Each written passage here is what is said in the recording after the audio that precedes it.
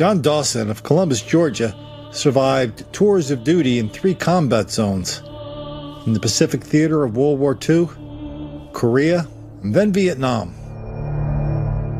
This 92-year-old veteran was doing just fine until he ran into Darius Trevick, who killed John Dawson after Don Dawson came to the aid of his wife, who was on the floor, knocked out, severely beaten. John Dawson was a 3-war veteran, having survived World War II, Korea, and Vietnam. At 92, he was still doing yard work and tending to his wife when detectives say a mentally deranged man broke in and destroyed their lives.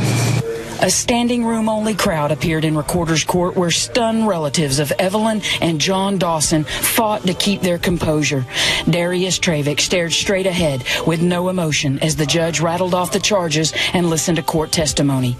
The Dawsons had just finished their laundry and yard work when Trevick barged into their home Monday morning wearing only boxers. 89-year-old Evelyn Dawson confronted the wide-eyed suspect in the kitchen before she was beaten and knocked unconscious. The suspect, armed with a paring knife, turned his rage towards her husband of 71 years.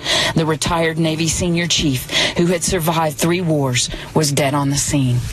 By the time police arrived, Trevick was completely naked, sticking his tongue out at officers. It was not revealed in court if the suspect was under the influence or mentally impaired at the time of the incident. Whatever else the relatives and the neighbors and the lawyers are saying about this episode of black on old white person violence, no one's saying it's unusual.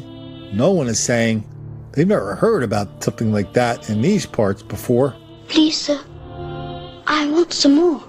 But no one's connecting the dots to say this is just part of a pattern of this kind of violence all over the country, sometimes fatal, sometimes not.